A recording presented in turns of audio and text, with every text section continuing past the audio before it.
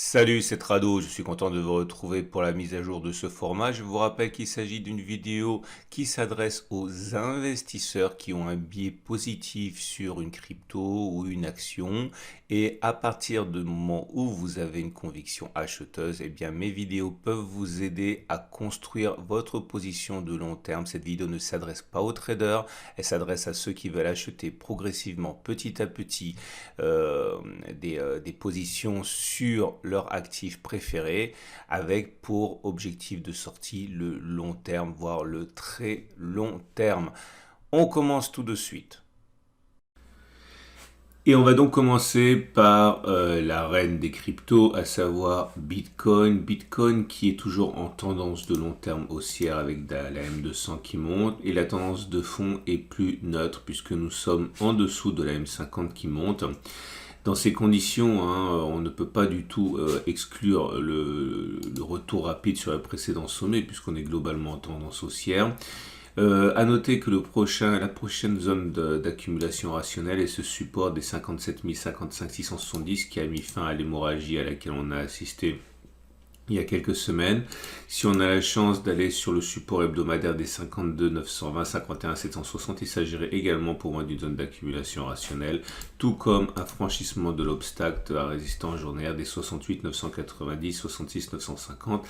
Et je dirais même, sans oublier l'achat sur la zone actuelle, qui est un support hebdomadaire qu'on comprendra mieux sur les données hebdomadaires, justement. Regardez, quand on va sur les données avec une bougie égale une semaine, on voit que nous avions ici donc une résistance. Cette résistance est à l'origine de la décrue à laquelle on a assisté en mai, une décrue très très forte. Et on a réussi à passer à la hausse cette zone. Autrement dit, le changement de polarité a théoriquement eu lieu puisque la résistance ayant été cassée, elle devient support. Donc toute cette zone grise ici, qui a été préservée sur ce graphe, est une zone de support. Alors on ne se rend pas compte de son efficacité quand on regarde les données journalières puisqu'on a l'impression qu'elle a été cassée, mais en fait, étant que c'est un support hebdomadaire, c'est bien sur le graphe hebdomadaire qu'on doit en juger, et ça, ce n'est pas véritablement une cassure du support. Autrement dit, nous sommes bien actuellement sur ce que je peux qualifier d'une zone d'accumulation rationnelle. Donc on retient cette zone-ci, cette zone-là, et en cassure de cette zone-ci. Tout ça, ce sont des zones pour accumuler des fractions de Bitcoin, à mon sens, une stratégie d'accumulation pour le très long terme par petites, très petites quantités successives. Et on passe à l'Ethereum qui également est dans une situation de rebond sur support hebdomadaire. Attention, là aussi on est en données hebdomadaires. Chaque bougie correspond à une semaine de cotation. On voit qu'on était bloqué à la hausse par cette zone ici des 3930, 4376. C'était une zone de résistance importante qui illustre l'obstacle de mai 2021. On a réussi à repasser au-dessus, c'était début novembre, on a donc cassé la résistance, lui faisant changer de polarité, elle devient donc support, et à partir de là, il est légitime de considérer que ce support sont en train de provoquer des entrées massives sur Ethereum. Donc on retient bien que cette zone grise est une zone de support importante car hebdomadaire. Si on regarde des données journalières à présent, on remarque donc effectivement plus en détail l'efficacité de cette zone grise de résistance, de support qu'on a mentionné. On voit aussi que la tendance de long terme est haussière car les cours sont en dessous de la M200 qui monte, et la tendance de fond également haussière car on est au-dessus de la M50 qui monte. Donc la tendance est plus fortement établie que sur le Bitcoin lui-même. On a une zone de support ici à 43 950, et attention, on est sur une zone de résistance ici à 4480, 4320 pour les raisons inverses de précédemment, à savoir c'était une zone de support qui a été cassée, qui a donc changé de polarité, et ça se voit aux attaques contrariées tout au long de la semaine dernière. Autre résistance à tenir sur les graphes, celle des 4870, 4740 correspondant au plus haut absolu inscrit début novembre. Alors clairement cela signifie que on peut envisager dans une stratégie d'accumulation rationnelle que beaucoup d'investisseurs achètent déjà maintenant puisqu'on est sur une zone de support hebdomadaire, mais toujours dans l'optique qu'il s'agit d'acheter petit à petit pour le long terme et progressivement. La prochaine zone d'accumulation rationnelle serait pour moi un retour sur le support des 4950, 3950. Je n'ai pas d'autres résistances ni support évident. Bon, il est clair que ceci pourrait matérialiser également une opportunité. On voit que c'est une zone de congestion. Donc si on devait aller chercher cette zone-ci cette semaine, eh bien, il faudrait considérer naturellement que La zone 3670-3380 serait également une zone de renfort si on y va. Mais je le dis une dernière fois, cette zone dans laquelle nous sommes est notre première zone d'accumulation rationnelle puisque c'est un support hebdomadaire. J'ai oublié de mentionner les bougies Aiki-Nashi qui montent la pression en cours et comme vous pouvez le voir pour les bougies Aiki-Nashi, les bougies sont redevenues haussières, on le voit au fait qu'elles sont vertes et on le voit au fait qu'il n'y a pas de mèche basse, donc c'est des bougies qui sont vraiment très encourageantes pour la suite et qui montrent qu'a priori il y a plus de chances pour que l'on continue de monter davantage que l'on ait fait les plus hauts avec des bougies comme celle-ci. J'en profite pour vous montrer Bitcoin que j'ai oublié de mentionner en bougie Aiki-Nashi. Vous voyez, c'est pas aussi beau puisque vous avez des bougies certes vertes mais avec des mèches hautes et des mèches basses, ce qui montre plus la rémission qu'une véritable pression haussière. On passe à Cardano qui est peut-être moins en forme puisque déjà la M200 est loin d'être en soutien. On voit qu'elle a été transpercée, donc la tendance de long terme est menacée, même si encore une fois tout est en train de se jouer maintenant. Par contre la tendance de fond est vraiment baissière, on est en dessous de la M50 qui descend. Dans ces conditions, il ne faut pas se précipiter, mais la situation est très favorable à ceux qui veulent investir lentement, petit à petit sur cette crypto si ils y accordent de l'intérêt. En l'occurrence, je considère que le premier support, zone d'accumulation rationnelle, maintenant elle sera un retour sur le 1,7-1,79 puisque visiblement cette zone a été défendue. Idéalement, il faudrait même espérer un retour sur les 1,01, 1,17 ici, qui est une zone de support hebdomadaire importante. À noter également que pour ceux qui voudraient investir régulièrement, il y a des petits supports ici qui peuvent absolument être exploités. Là, cette zone-ci et cette zone-là sont des zones de support puisque c'était avant tout des zones de résistance. Ces zones de résistance ont été cassées, elles ont donc été changées de polarité. Alors ce sont des zones intermédiaires, on va dire, de support et des zones intermédiaires d'accumulation rationnelle, mais elles présentent un intérêt quand même. Encore une fois, il est important de savoir que je ne parle pas d'investir en une fois, il s'agit d'accumuler pour le long terme en achetant plusieurs fois. Donc si on récapitule, les zones d'accumulation rationnelle ne sont sûrement pas maintenant parce qu'on est au contact d'une résistance, ancien support qui a été cassé et qui a changé de polarité. Donc attention, d'ailleurs on voit bien que les cours souffrent sur cette zone. Donc zone d'accumulation rationnelle 1,7, 1,79, 1,58, 1,61, 1,46, 1,50 et le grand support hebdomadaire des 1,01, 1,17. Regardez les bougies Aiki-Nashi, il n'y a pas de quoi vraiment s'emballer pour Cardano pour l'instant. Vous voyez, ça reste quand même extrêmement poussif. Alors il y a une bougie verte qui manifeste en fait la présence de ce support, mais c'est une bougie verte avec une longue mèche haute comme ça. C'est pas du tout haussier comme ça a pu être ici. Vous voyez, avec des grands corps et des petites mèches relatives. En tout cas, c'est de la rémission puisqu'on est sur un support, on l'a bien compris, mais c'est pas une bougie de pression haussière importante pour l'instant. Et on termine le tour d'horizon des cryptos avec Solana qui est également sur une zone de support intéressante puisque vous pouvez le voir, c'était une zone de résistance, les 215,5, 174. Ça a été cassé donc ça a changé de polarité, c'est extrêmement clair au niveau du rebond auquel on a assisté la semaine dernière. On bascule maintenant sur les données journalières, une bougie égale à 1 jour de cotation. On voit par transparence la zone grise. À noter la présence d'une résistance journalière ici à 260-258,7. Donc pour faire simple, dans un contexte où la tendance est fortement haussière avec des cours au-dessus de la M200 qui monte et des cours au-dessus de la M50 qui monte, tendance de long terme, tendance de fond haussière, acheter me semble envisageable dans le cadre d'une accumulation progressive petit à petit en cas de retour sur le support de 115,5, 114,3 ou alors également en cas de clôture au-dessus de la résistance journalière des 260, 258,7. Les bougies Aiki-Nashi montrent que la situation est clairement en amélioration. Comme vous pouvez le voir, les bougies sont vertes. Maintenant, on peut également remarquer que ces bougies sont assorties d'une mèche haute et d'une mèche basse. Autrement dit, c'est pas aussi bon que quand il n'y avait pas de mèche basse, mais ça reste quand même une bougie de retournement haussier. On l'aura compris, je le répète une dernière fois, deux zones d'accumulation rationnelle immédiate, le retour sur les 215, 174, la cassure en clôture des 260 $. On passe maintenant à l'analyse action avec la même méthode.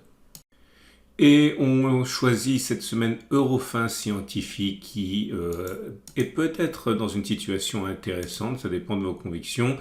Elle a pris une baisse qui a été de 25% quasiment. Eurofin semble se redresser.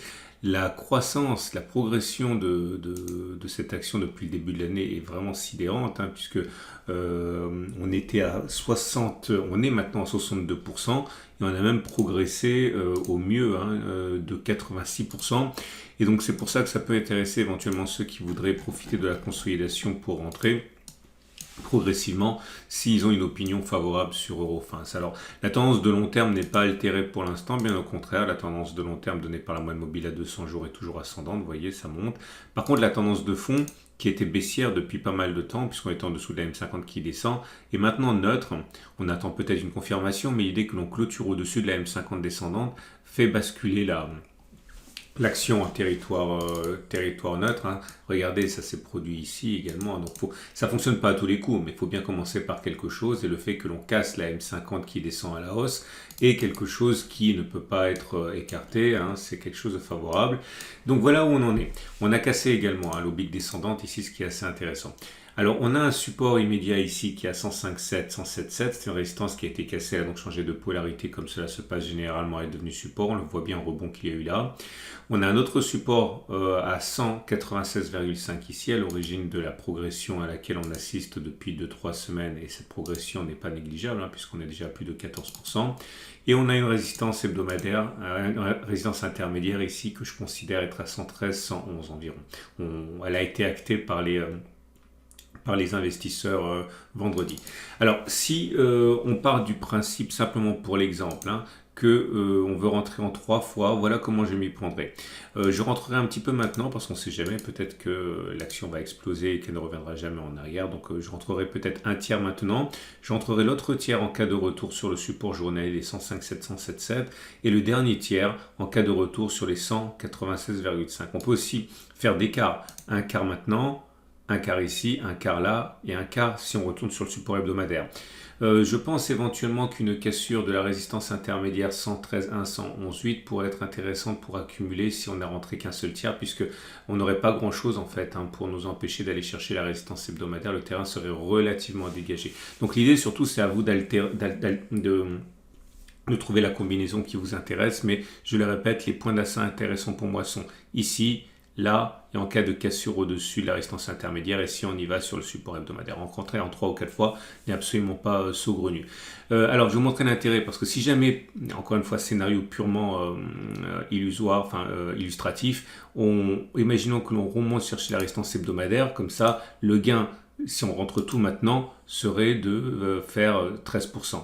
Okay, mais si on rentre un tiers ici, eh bien ce tiers aura pris 13%. Si on rentre un autre tiers ici, eh bien ce tiers aura pris 19%. Et si on rentre un tiers ici, eh bien ce tiers-ci aura pris 26%. Donc vous comprenez bien qu'au mieux, eh bien vous progressez, vous gagnez beaucoup plus d'argent. Au pire, si cela s'effondre, eh bien, vous aurez perdu moins parce que vous aurez, au lieu d'avoir acheté tout ici, vous aurez acheté à moins cher plus tard, donc votre perte sera moins importante au moment où vous déciderez de sortir. Bon, maintenant, il est tout à fait envisageable que l'on parte comme une flèche et que l'on ne revienne plus jamais. Bon, ben c'est pas grave, vous aurez simplement investi un tiers ici, un tiers là, il vous restera un tiers pour investir sur autre chose. Donc voilà, vous minimisez énormément le risque en faisant comme ça. Si ça vous a plu, n'oubliez pas de vous abonner à ma chaîne YouTube parce qu'il y a des vidéos comme ça, j'analyse des actions tous les jours. On passe maintenant à Ubisoft. Et on termine avec Ubisoft, l'éditeur de jeux.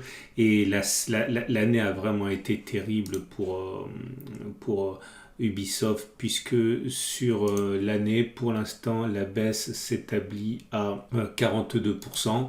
Mais si on est confiant dans cette valeur, on est vraiment dans une situation assez intéressante. Tout d'abord, on note qu'on est sur un grand support hebdomadaire ici.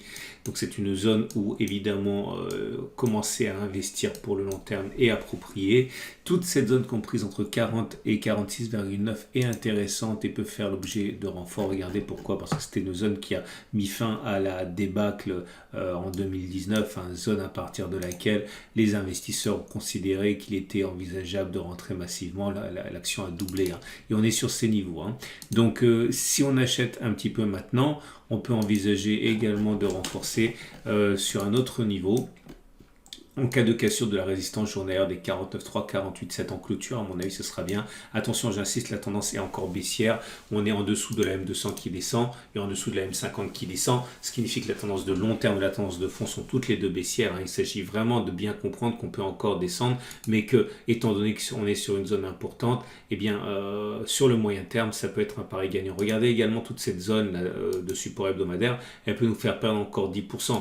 Donc, on peut également envisager d'acheter, par exemple, en 3 fois, ok, un tiers maintenant, un tiers lorsqu'on se sera enfoncé et un tiers en cas de clôture au-dessus de la résistance journalière, ok. Et l'idée est toujours la même, en imaginant, mais c'est qu'un simple exemple, hein, que l'on aille chercher la résistance ici 56,4, 57, et bien si on rentre tout maintenant, ok, on peut espérer faire 22,8, mais si on rentre en plusieurs fois, par exemple un tiers maintenant, et bien forcément on va faire également, enfin j'ai mal mesuré, on va faire 24, mais si on achète par exemple à mesure que l'on s'enfonce dans cette zone, et bien sur l'autre partie on pourra faire 35, etc. Donc c'est ça l'intérêt aussi de rentrer en plusieurs fois. Et si effectivement là aussi l'action devait aller en enfer, et bien on aura perdu moins, parce que en imaginant que l'on ait investi 3 fois ou 2 fois une certaine somme, étant donné que la deuxième partie aura été achetée à un prix plus faible, on aura perdu moins, puisqu'on sera en gros tombé de moins haut.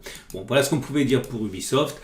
C'en est terminé de ce format d'investissement progressif. Je vous invite à regarder les autres vidéos qui suivent, notamment le même format mais pour les bourses mondiales, le CAC, le DAX. Si vous êtes intéressé par investir à long terme sur des trackers ETF sur les États-Unis, le Japon, la Chine, les émergents, etc.